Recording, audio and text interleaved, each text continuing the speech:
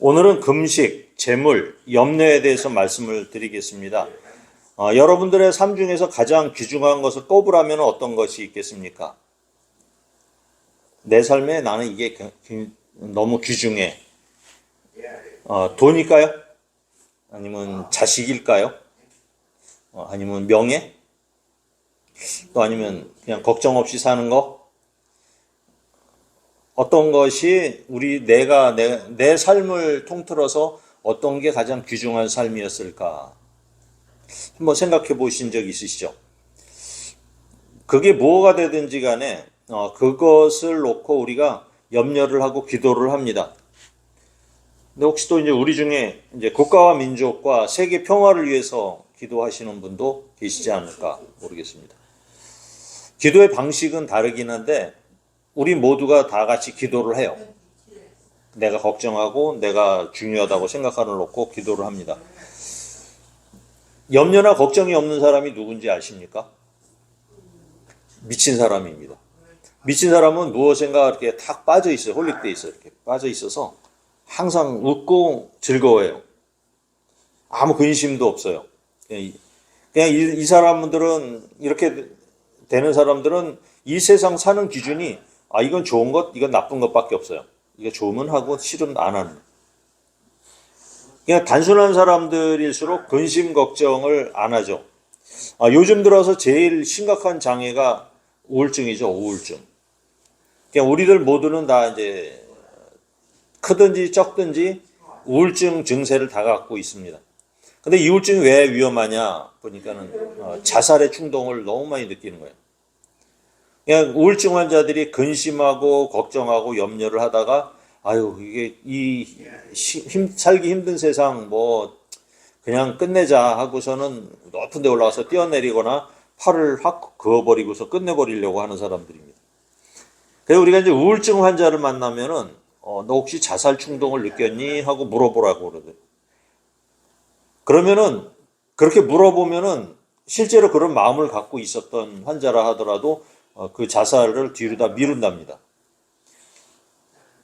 근데 나는 분명히 정상적이고 아무 걱정이 없는 줄 알았는데 나 같은 경우도 어느 날 갑자기 아무런 걱정 근심이 아무것도 없는데 그냥 걱정이 쑥 올라와요. 뭐가 걱정이 되는지 모르겠는데 걱정이 훅 올라오고 우울한 느낌이 확 올라오는 거야. 그런 거 느껴보셨나요? 우울증 증세가 이런 식으로 오는 것 같아요. 근데 모든 사람들이 다 이런 마음이 있는 것 같아요. 그러니까 우울증 증세라는 게 이제 미약하지만 건강한 사람에게도 조금씩 이렇게 다 올라오는 것 같아요. 그 예수님께서는 이제 오늘 몇 가지를 말씀하시는데 첫 번째가 이제 기도에 대해서 말씀을 하셔요. 기도를 하는데 어떻게 하라? 같이 읽어볼까요? 시작. 금식할 때 너희는 외식하는 자들과 같이 슬픈 기색을 보이지 말라. 그들은 금식하는 것을 사람에게 보이려고 얼굴을 흉하게 하느니라. 내가 진실로 너희에게 이르노니 그들은 자기 상을 이미 받았느니라. 여기 금식이라고만 써 있죠. 이 금식이 뭐냐? 금식기도예요. 금식기도. 우리가 이제 지지난주에 설교를 했던 내용을 기억하시겠지만, 기도에 대해서 말씀을 하셨어요. 주님한테 기도를 가르쳐 주십시오. 이렇게 물어보니까, 예수님께서 주기도문을 가르쳐 주고, 외우라는 게 아니고, 이렇게 기도를 해라. 하늘에 계신 우리 아버지, 이렇게 시작하는 기도를 우리가 가르쳐 주셨습니다. 그런데 그렇게 기도하는 법을 차 때문에 그러는 것 같은데?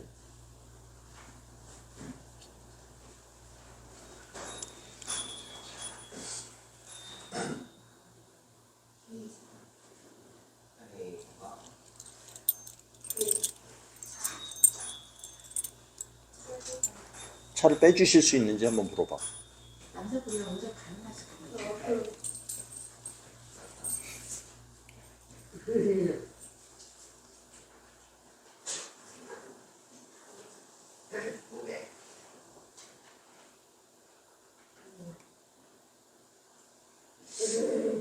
확인까지 했는데 또 나가네.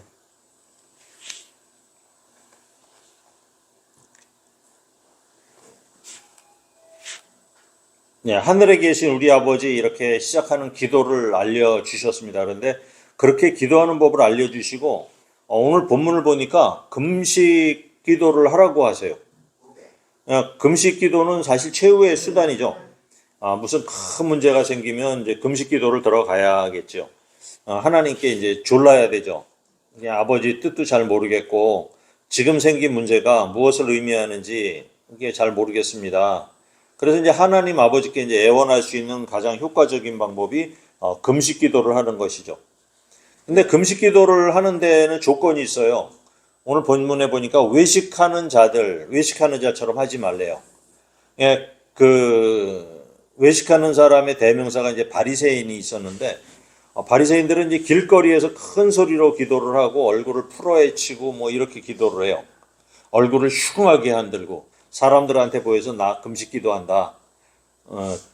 그렇게 이제 떠벌리면서 그로 인해서 자기는 이제 금식 기도를 많이 하니까 신령한 사람이고 경건한 사람이라 하나님께서 자신을 특별 대우하시는 것처럼 이렇게 자랑을 해요. 그러니까 어떤 목사 장로는 명함에다가 나 40일 금식 기도를 몇 회 했다 이렇게 써서 갖고 다니시는 분도 본 적이 있어요. 그래서 이 사람들은 뭐지? 오히려 이제 그렇게 명함에다 써 갖고 다니니까 오히려 천박하게 느껴지는 분위기가 생기더라고요. 하나님께서는 너희가 이렇게 하면 자기 상을 이미 다 받았으니까 하나님 나라에서는 받을 것이 없다 이렇게 말씀을 하셔요. 그러니까 금식을 하려면 아무도 모르게 얼굴에 표가 나지 않게 하나님께 은밀하게 해야 하는 것이죠. 그래서 오히려 성경에는 얼굴에 윤기가 나게 하고 머리에 이제 기름을 발라서, 머리에 기름은 지금의 이제 뭐 왁스 같은 거죠. 기름을 발라서 단정하게 하고 다녀라 이렇게 얘기를 합니다. 그리고 또 중언부언하는 소리는 이제 똑같은 일을 반복한다는 그런 의미가 되는데 아무 뜻도 없는 소리를 막 얘기를 할 때가 있죠. 기도할 때 이제 기도의 제목을 놓고 기도를 하는데 우리가 이제 기도하면 어떤 제목도 있을 거 아니에요. 감사 기도도 있을 것이고 이런 기도 제목들이 있는데 기도를 하면은 이루어진 줄을 믿어야 되는데 기도를 오늘 했는데 또 내일 가서 또 하고 밤에 또 하고 막 이렇게 똑같은 기도를 계속해요. 그러니까 왜 기도를 하는지 모르겠어요. 기도를 하면은 이루어진 줄 믿어야 되는데 똑같은 기도를 1년 내내 하고 있는 것을 봅니다. 그래서 이제 기도라는 것은 맨정신으로 온전할 때 하나님 앞에 이제 정돈된 마음을 갖고 그렇게 기도를 해야 하는 것입니다. 그리고 이제 예수님께서 재물에 대해서 또 말씀을 하셔요. 19절, 20절입니다. 시작. 너희를 위하여 보물을 땅에 쌓아두지 말라. 거기는 줌과 동록이 해하며 도둑이 구멍을 뚫고 도둑질하느니라. 오직 너희를 위하여 보물을 하늘에 쌓아두라. 거기는 점이나 동록이 해하지 못하며 도둑이 구멍을 뚫지도 못하고 도둑질도 못하느니라. 돈이나 재물을 쌓아두는 방법이 우리 뭐가 있을까요? 돈을 집에다 쌓아본 적이 없어가지고 잘 모르겠는데 돈이 많은 사람들은 금고를 사다가 보관을 해야 되겠죠.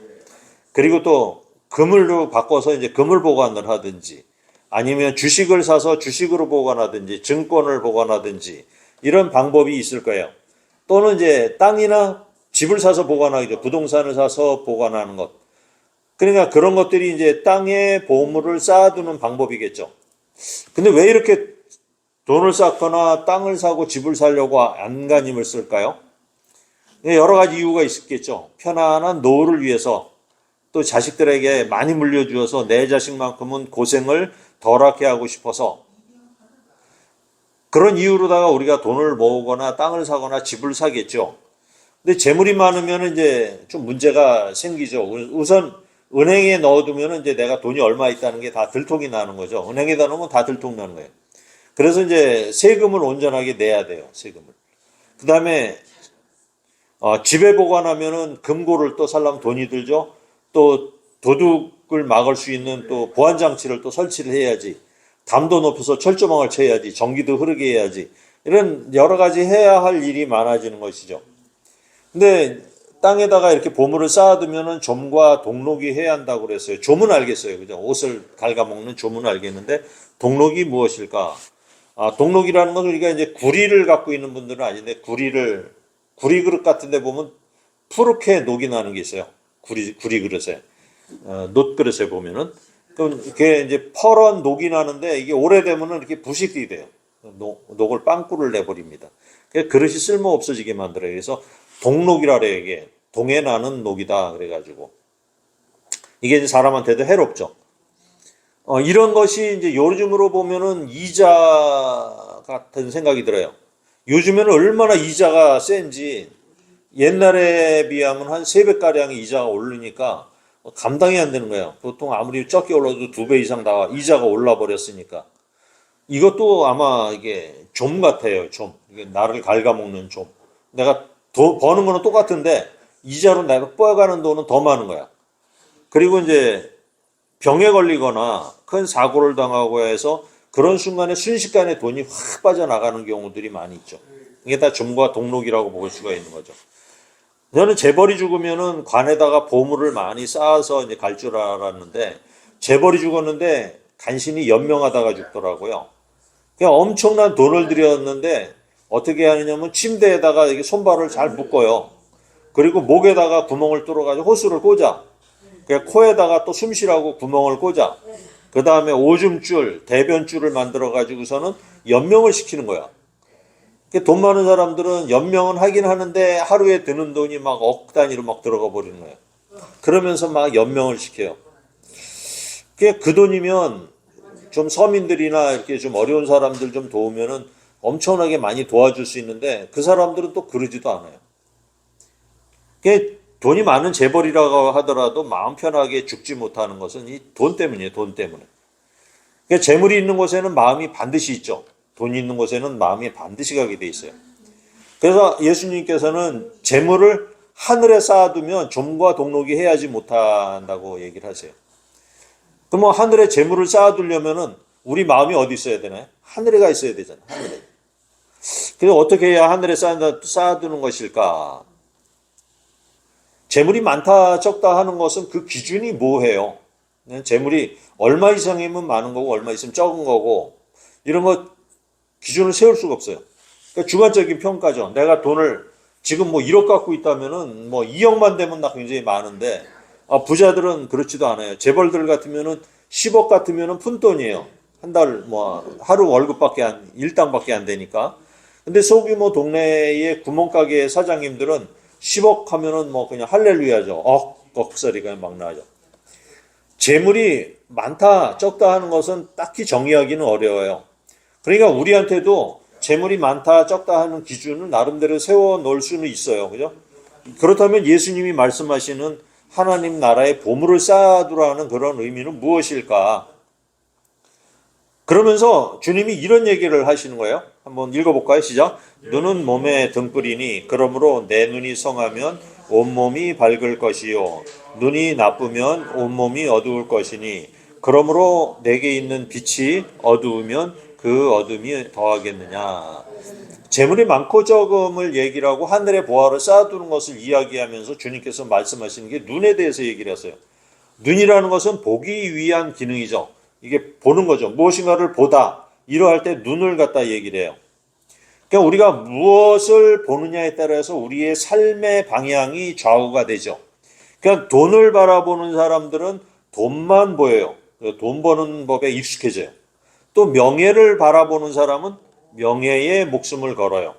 생명을 귀중하게 생각하는 사람들은 생명을 살리는 일에 목숨을 걸게 됩니다. 주님은 이제 돈을 바라보는 눈을 어떻게 가질 것인지를 말씀하시고 있어요. 그래서 두 가지가 나왔죠. 눈이 나쁘면이라서 시력이 나쁘다는 뜻이 아니에요. 순전하다 이런 뜻이에요. 순전하다, 온전하다 이런 뜻이에요. 나쁘다라는 의미는. 그러니까 여기도 보고 여기도 보는 거야. 양다리 걸치는 거야. 이런 눈.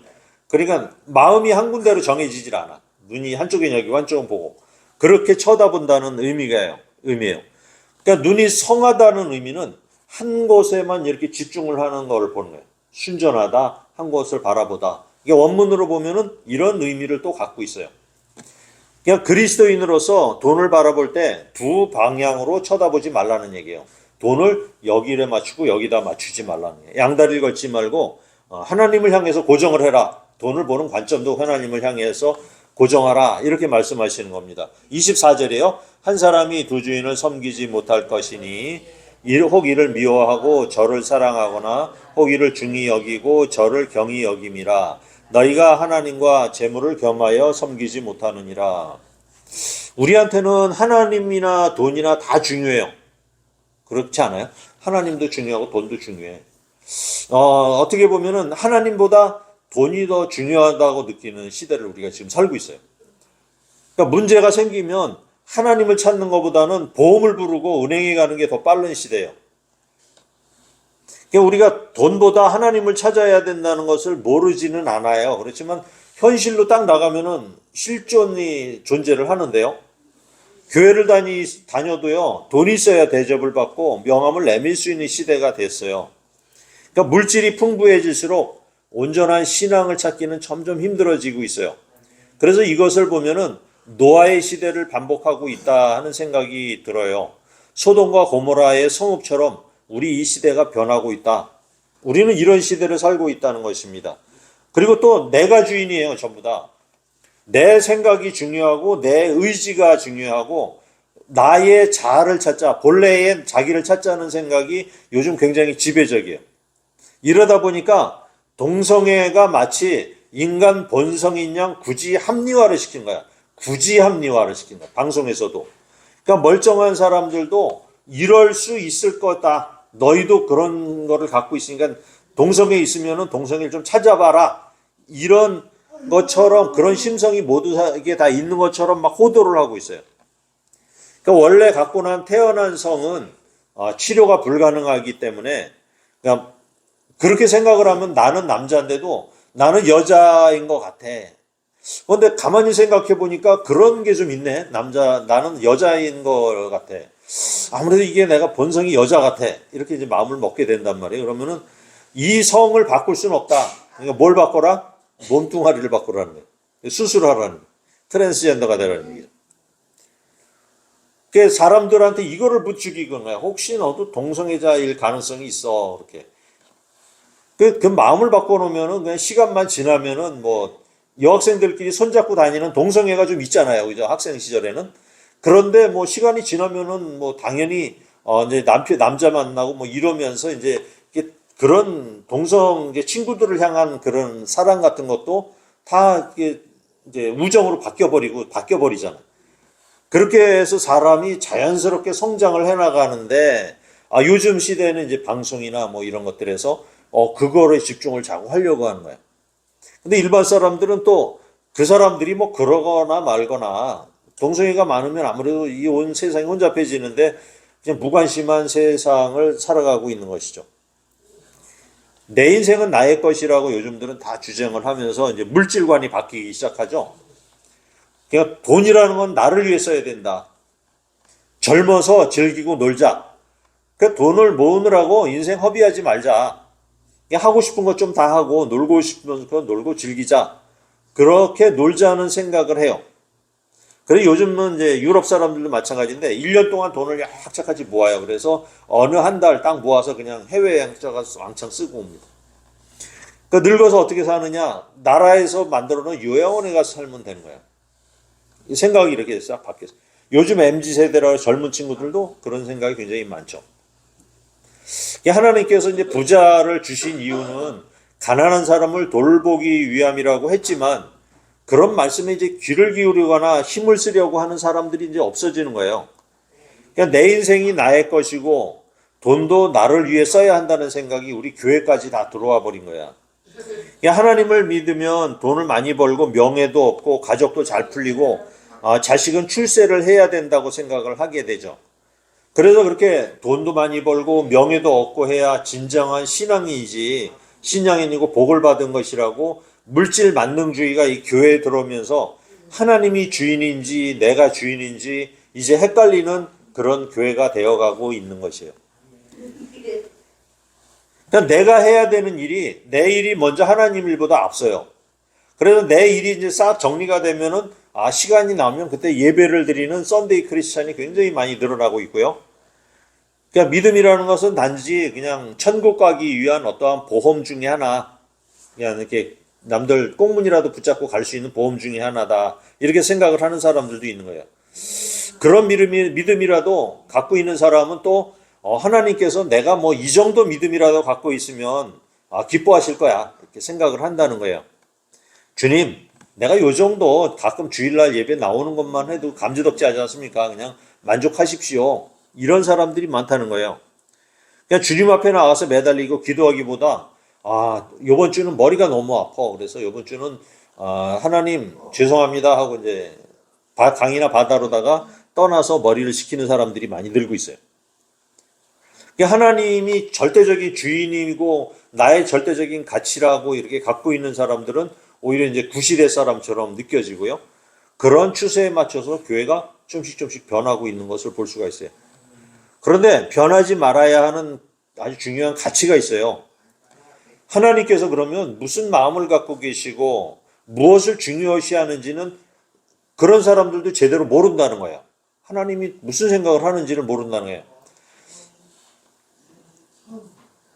주일날 세상 일과 가족의 일, 자신의 일, 내 일에 대해 우선권을 두고 살아가는 교인에 가도 하나님께서 함께 하신다는 믿음이 있다는 거예요. 그 사람들한테도. 난 믿음이 있어.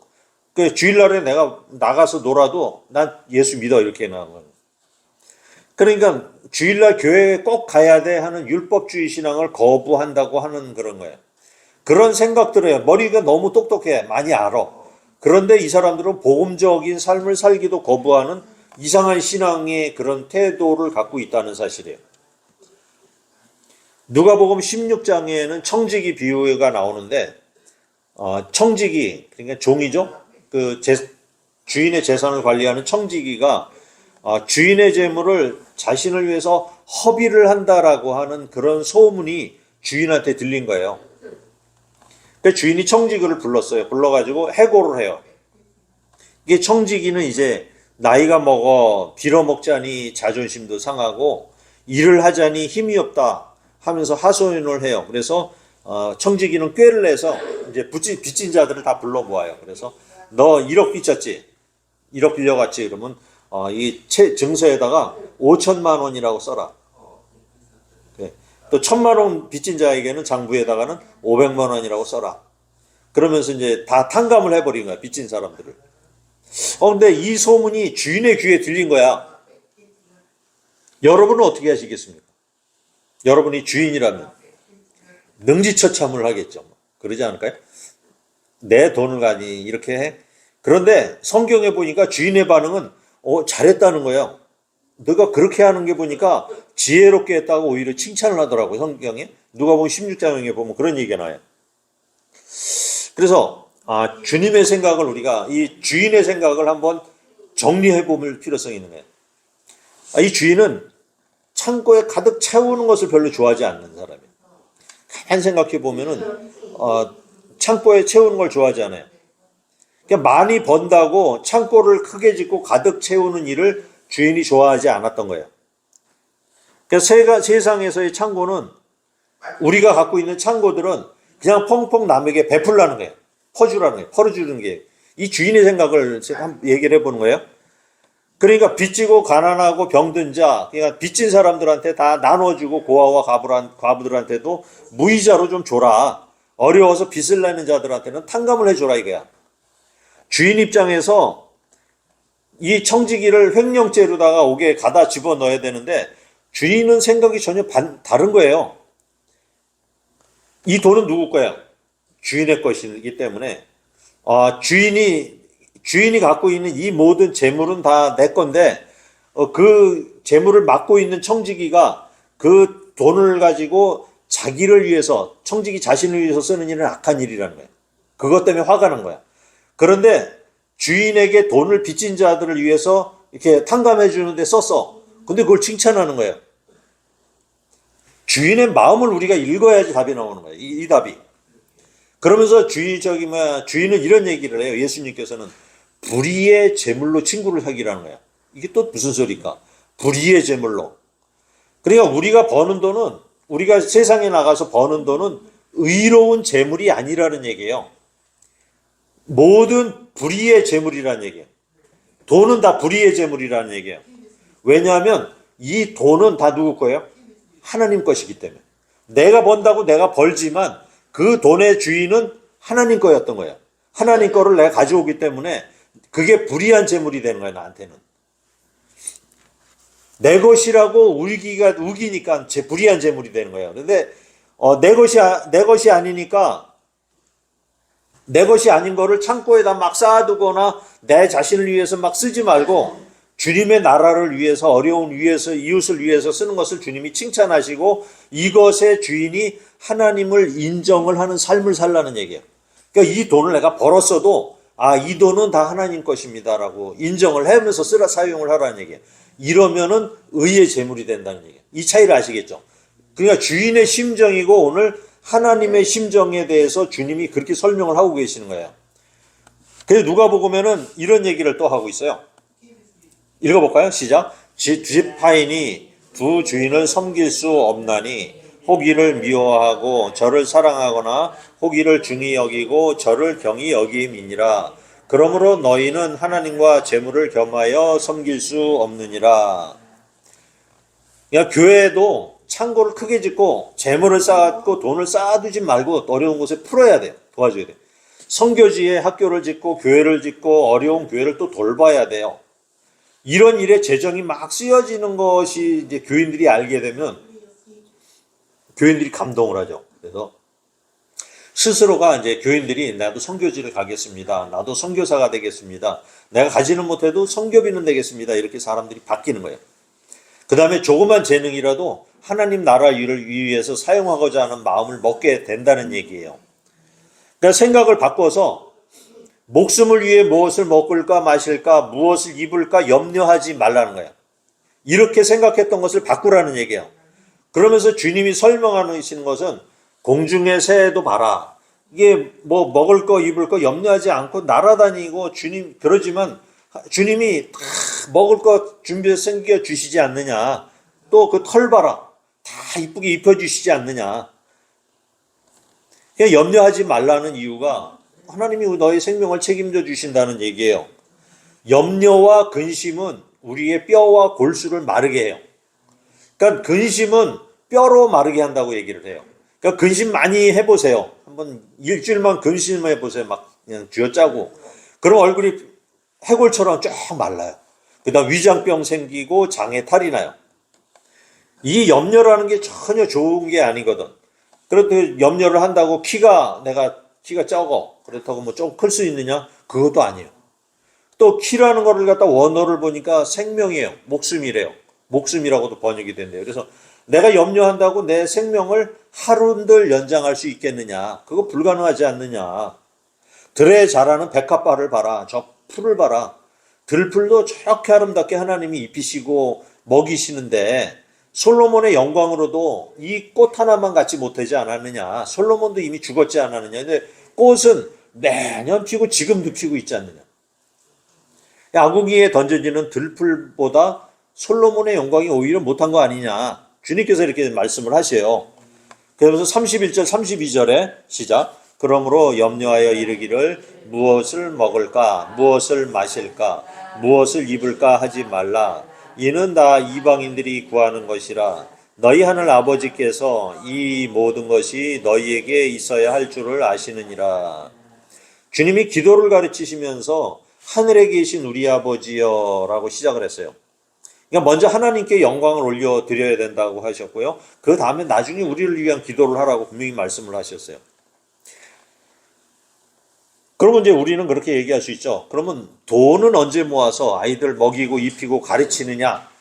우리는 그렇게 생각할 수 있죠. 이게 돈 모아가지고 하나님 위해서 다 써버리면 그럼 내 새끼들은 뭐야? 근데 이제 주님은 이제 이렇게 알뜰하게 우리가 돈을 모아서 내 아이들을 가르치고 우리 가족을 먹여 살리는 것을 두고 얘기를 하신 게 아니란 얘기예요. 그러니까 재물을 우리가 모으는 목적이 무엇이냐? 목적이 만약에 그것이 내 새끼라 이러면 문제가 있다는 얘기예요. 돈을 모으는 목적이 무엇인가를 지적한 것이에요. 우선권을 어디에 둘 것인가 하고 우리들한테 묻는 거예요. 그 다음에 너희들의 주인을 누구로 모실 거냐 하는 것에 대해서 오늘 질문하신 거예요. 두 주인은 안 돼. 그러니까 세상을 향해서 돈을 버는 것, 하나님께 재물을 쌓아두는 것, 이것에는 둘 중에 하나를 선택을 해야 된다는 얘기예요. 우리도 이제 애들 키워봐서 알지만은 애들이 유치원 갈 때 뭐가 필요한지 알잖아요. 국민학교 때 이제 초등학교 들어가면 뭐가 필요한지 알아요. 뭐 피아노를 가르치고 미술을 가르치고 이런 거 다 알아. 그 다음에 이제 고등학교 때 친구들을 만나면 아 얘는 용돈이 필요하겠구나. 또 생일 파티라면 얼마가 필요하겠구나. 엄마가 다 알죠. 막 졸로 한다고 주지도 않아요. 그죠? 근데 뭐 고등학교에가 나 아빠 저기 오늘 저녁에 술 한잔 하기로 해서 돈 좀 줘. 막 이래. 그럼 줄까요? 안 줘요. 줄 거 안 줄 거를 우리 다 알아요. 우리 애들에 대한 것도 다 알아. 근데 주님도 이미 우리들한테 이미 다 안다는 거예요. 네가 지금 필요한 것이 뭐라는 것을 네가 다 알고 있다는 거예요. 걱정 붙들어 매라. 이미 하나님이 준비를 다 하고 있어. 걱정하지 마라. 중요한 거는 이것이란 얘기죠. 중요한 게 뭐냐? 읽어볼까요? 시작. 그런즉 너희는 먼저 그의 나라와 그의 의를 구하라. 그리하면 이 모든 것을 너희에게 더하시리라. 그러므로 내일 일을 염려하지 말라. 내일 일은 내일 염려할 것이요 한날의 괴로움은 그날의 족하니라. 많은 사람들이 우선권 어디다 두냐? 재물에 두고 나에게 두기 때문에 이 삶의 고통이 따른다는 얘기예요. 삶이 고달픈 거예요. 힘든 거예요. 잘 안 풀려. 그냥 발버둥 치면서 이렇게 돈을 모아서 그런 이유가 뭐냐면 내가 좀 더 먹어야 되기 때문에. 먹어야 3끼 이상 안 먹자. 근데 잘 먹어야 돼. 또 잘 입어야 돼. 뭐 옷 좋은 거 사야 돼. 명품을 사야 돼. 이런 거를 고민하는 거예요. 그런데 우리가 그렇게 돈을 모으고 알뜰하게 해도 돈이 모이던가요? 안 모여요. 돈이 어디론가 다 술술 좀과 동록이 다 새요. 그리고 또 조금 모았어요. 아파트 간신히 하나 장만했어요. 조그만 집 하나 장만했어요. 그런데 열심히 했더니 벌컥 병이 들어서 제대로 누려보지도 못하는 게 인생이에요. 그러면서 아 인생이 뭐야 하면서 후회를 하면서 또 나도 죽어요. 우리 엄마 아빠도 그렇게 돌아가셨는데 나도 어머니 아버지랑 똑같이 그러면서 인생의 끝을 맞이하는 거예요. 우리한테는 인생의 터닝 포인트가 필요한 거예요. 하나님께서 이제 우리의 인생을 책임지시면 우리가 믿어야 되는 거죠. 함께 하신다는 그런 확신을 가지셔야 해요. 주님의 나라를 위해서 우리가 선교사를 파견하고 선교제를 가고 교회를 섬기고 부흥을 시키고 주님이 명령하신 대로 어려운 이웃을 섬기는 일, 그 다음에 예배하는 일에 우선권을 둔다면 나머지 재물이나 재능, 명예, 권세 이런 것은 하나님께서 덤으로 다 준다는 게 오늘 약속이에요. 그런 거를 목적으로 하지 말라는 얘기예요. 일이 잘 안 풀려요. 그러면 먼저 어디 가야 되느냐? 예배에 오시라는 거예요. 예배에. 어쨌든 나와서 예배하고 그냥 일이 안 풀리는 거를 놓고 고민하고 염려하지 말고 여기다 와서 예배 드리면서 이걸 주님 앞에 내어놓으라는 얘기예요. 안 되면은 최후의 수단으로 금식 기도를 하라는 얘기예요. 금식 기도. 주님 돈을 벌어도 주님의 나라를 위해서 내가 쓰겠다고 하고 자식도 잘 키워서 하나님의 나라를 위해서 큰 일꾼 되게 해달라고 우리가 기도를 하고 그냥 나를 위해서 무엇을 하는 게 아니고